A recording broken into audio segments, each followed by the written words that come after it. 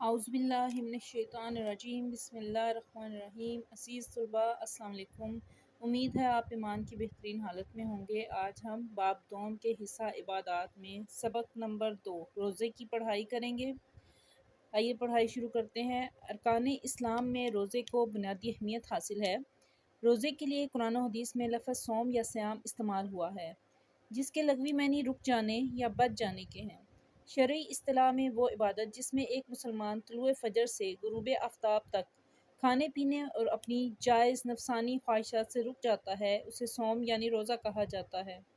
روزہ 2 ہجری میں فرض ہوا۔ ارشاد باری تعالیٰ ہے، یا ایھا الذین آمنوا کتب علیکم الصیام کما کتب علی الذین من قبلکم لعلکم تتقون۔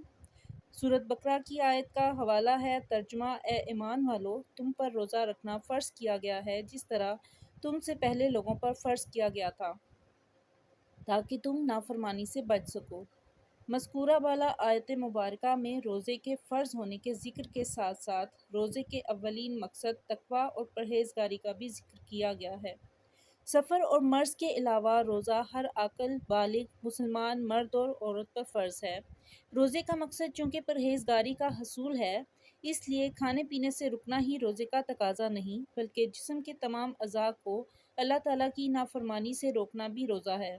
نبی کریم خاتم النبیین صلی اللہ علیہ وآلہ وسلم کا فرمان ہے، جو شخص جھوٹ اور بیہودہ بولنا اور جھوٹ پر عمل کرنا نہ چھوڑے تو اللہ کو اس کے کھانے پینے کو چھوڑ دینے کی ضرورت نہیں ہے۔ طلوع فجر سے سحری کا وقت ختم ہو جاتا ہے اور مغرب کا وقت شروع ہونے پر افطار کا وقت ہو جاتا ہے۔ عزیز طلباء، خود سحری اور افطار کرنے یا کسی دوسرے مسلمان کو کروانے کی بہت فضیلت بیان ہوئی ہے۔ نبی کریم خاتم النبیین صلی اللہ علیہ وآلہ وسلم کا ارشاد ہے کہ سحری کرو کیونکہ سحری کرنے میں برکت ہے۔ کسی مسلمان کو افطار کروانے کے لیے صرف کھجور، پانی یا حسب توفیق دسترخوان بچھانے پر بھی اجر و ثواب کی نوید سنائی گئی ہے۔ نبی کریم خاتم النبیین صلی اللہ علیہ وآلہ وسلم نے فرمایا کہ جس نے کسی روزے دار کا روزہ افطار کرایا تو اسے بھی اس کے برابر ثواب ملے گا، بغیر اس کے کہ روزے دار کے ثواب میں سے ذرا بھی کم کیا جائے۔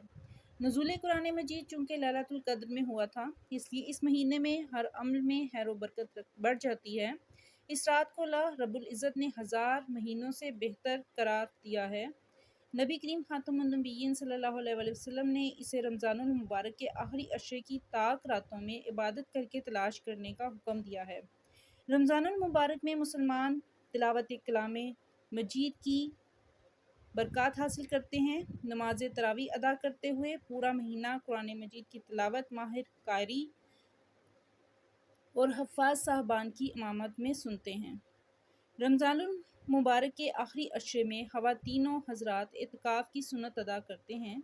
رمضان المبارک کے بابرکت مہینے میں نبی اکرم خاتم النبیین صلی اللہ علیہ وآلہ وسلم کو دیکھ کر صحابہ کرام رضی اللہ تعالیٰ عنہم بھی عبادت میں کمر بستہ ہو جاتے تھے۔ اہل بیت اطہار رضی اللہ تعالیٰ عنہم میں ازواج مطہرات نبی کریم خاتم النبیین صلی اللہ علیہ وآلہ وسلم کے ساتھ روزے رکھتی اور اعتکاف بھی کیا کرتی تھیں۔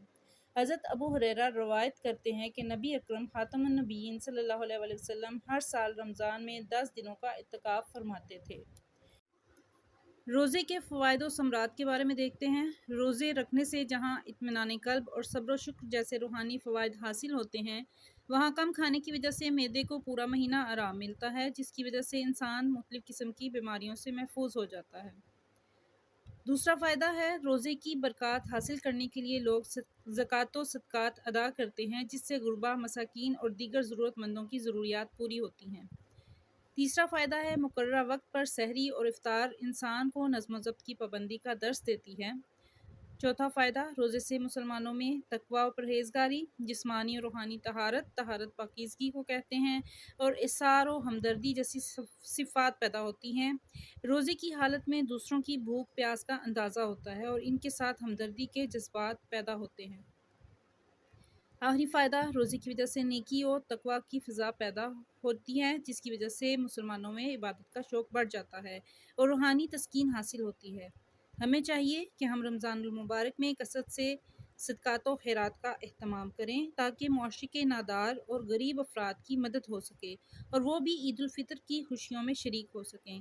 رمضان المبارک میں کثرت سے عبادت کرنی چاہیے تاکہ ہم اللہ تعالیٰ کو راضی کر کے اپنی بخشش کروا سکیں اور دنیا اور آخرت میں کامیابی حاصل کر سکیں۔ ہمیں رمضان المبارک کے معمولات کو سال بھر جاری رکھنا چاہیے۔ عزیز طلباء، سبق کی پڑھائی مکمل ہوئی۔ سبق کے مشقی سوالات کی طرف آتے ہیں۔ مشق میں پہلا سوال درست جواب کا انتخاب کریں ہیں۔ اس کا پہلا آپشن ہے قرآن مجید کے مطابق روزے کا سب سے اہم مقصد تقوی کا حصول ہے۔ دوسرا، وہ روزہ اللہ تعالیٰ کی بارگاہ میں مقبول نہیں جس میں جھوٹ اور فحش گوئی شامل ہو۔ تیسرا، رمضان المبارک میں بھوکا پیاسا رہنے سے انسان کے اندر جذبات پیدا ہوتے ہیں ہمدردی کے۔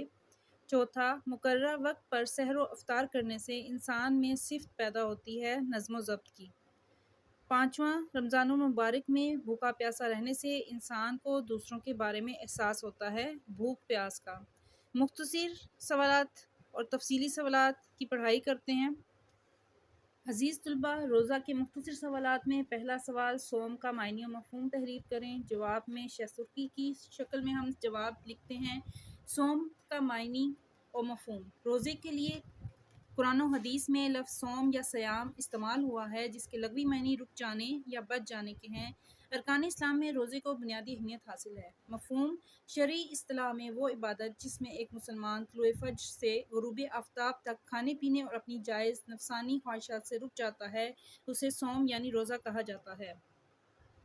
عزیز طلباء، ایک اضافی سوال ہے، روزہ مسلمانوں پر کب فرض ہوا؟ جواب، روزے کا فرض ہونا روزہ مسلمانوں پر 2 ہجری میں فرض ہوا۔ ارشاد باری تعالیٰ ہے، سورۃ بقرہ کی آیت 183 کا حوالہ۔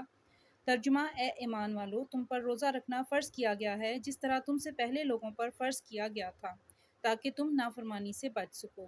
سوال نمبر 2 ہے، روزے کے انسانی صحت پر کیا اثرات مرتب ہوتے ہیں؟ جواب، روزے کے انسانی صحت پر اثرات۔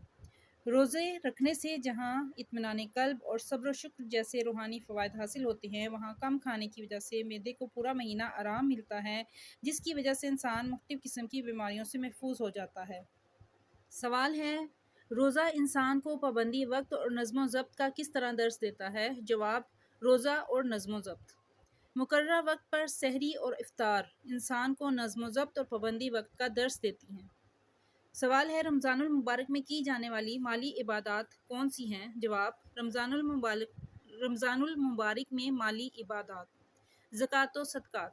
رمضان المبارک میں کی جانے والی مالی عبادات میں زکوٰۃ و صدقات شامل ہیں جنہیں روزے کی برکات حاصل کرنے کے لیے لوگ ادا کرتے ہیں۔ ان زکوٰۃ و صدقات سے غربا، مساکین اور دیگر ضرورت مندوں کی ضروریات پوری ہوتی ہیں۔ آخری مختصر سوال ہے، روزے کے کوئی سے 2 معاشرتی فوائد تحریر کریں۔ روزے کے معاشرتی فوائد۔ پہلا فائدہ، ہمدردی کے جذبات۔ روزے کی حالت میں دوسروں کی بھوک پیاس کا اندازہ ہوتا ہے اور ان کے ساتھ ہمدردی کے جذبات پیدا ہوتے ہیں۔ دوسرا فائدہ، غربا اور ضرورت مندوں کی مدد۔ رمضان المبارک میں زکوٰۃ و صدقات ادا کرنے سے نہ صرف روزے کی برکات حاصل ہوتی ہیں بلکہ اس سے غربا اور مساکین اور دیگر ضرورت مندوں کی ضروریات بھی پوری ہوتی ہیں۔ عزیز طلباء، سبق کا پہلا تفصیلی سوال ہے، قرآن و سنت کی روشنی میں روزے کی اہمیت اور فضیلت تحریر کریں۔ روزے کے معنی و مفہوم آپ کو پہلے پڑھائے ہیں، وہی معنی اور مفہوم دوبارہ ہم یہاں لکھیں گے، اس کے بعد اس کی اہمیت کی طرف آئیں گے۔ ارکان اسلام میں روزے کو بنیادی اہمیت حاصل ہے۔ روزہ مسلمانوں پر 2 ہجری کو فرض ہوا۔ ترجمہ، ارشاد باری تعالیٰ ہے، اے ایمان والو، تم پر روزہ رکھنا فرض کیا گیا ہے جس طرح تم سے پہلے لوگوں پر فرض کیا گیا تھا تاکہ تم نافرمانی سے بچ سکو۔ اولین مقصد درج بالا آیت میں روزے کے فرض ہونے کے ذکر کے ساتھ ساتھ روزے کے اولین مقصد تقوی اور پرہیزگاری کا بھی ذکر کیا گیا ہے۔ روزے کا مقصد چونکہ پرہیزگاری کا حصول ہے اس لیے کھانے پینے سے رکنا ہی روزے کا تقاضا نہیں بلکہ جسم کے تمام اعضاء کو اللہ تعالیٰ کی نافرمانی سے روکنا بھی روزہ ہے۔ فرمان رسول صلی اللہ علیہ وسلم ہے کہ جو شخص جھوٹ اور بیہودہ بولنا اور جھوٹ پر عمل کرنا نہ چھوڑے تو اللہ کو اس کے کھانے پینے کو چھوڑ دینے کی ضرورت نہیں۔ روزے کی معاشرتی اہمیت۔ دینی اہمیت کے ساتھ ساتھ روزے کی معاشرتی اہمیت بھی ہے۔ زکوٰۃ و صدقات ادا کرنے سے غربا، مساکین اور دیگر ضرورت مندوں کی ضروریات پوری ہوتی ہیں اور لوگوں میں ایک دوسرے کے لیے ہمدردی کے جذبات پروان چڑھتے ہیں۔ روزے کی فضیلت۔ روزے کی فضیلت کے بارے میں بیان کرتے ہوئے نبی کریم صلی اللہ علیہ وسلم کا ارشاد ہے، سحری کرو کیونکہ سحری کرنے میں برکت ہے۔ افطاری کروانے پر ثواب۔ کسی مسلمان کو افطار کروانے کے لیے صرف کھجور پانی یا حسب توفیق دسترخوان بچھانے پر بھی اجر و ثواب کی نوید سنائی گئی ہے۔ نبی کریم صلی اللہ علیہ وسلم نے فرمایا کہ جس نے کسی روزے دار کا روزہ افطار کرایا تو اسے بھی اس کے برابر ثواب ملے گا، بغیر اس کے کہ روزے دار کے ثواب میں سے ذرا بھی کم کیا جائے۔ اللہ کا فرمان ہے، روزے کی فضیلت میں ترجمہ: روزہ میرے لیے ہے اور میں ہی اس کی جزا دوں گا۔ تلاوت قرآن کی برکات: نزول قرآن مجید چونکہ لیلۃ القدر میں ہوا تھا، اس لیے اس مہینے میں ہر عمل میں خیر و برکت بڑھ جاتی ہے۔ اللہ تعالیٰ نے اس رات کو 1000 مہینوں سے بہتر قرار دیا ہے۔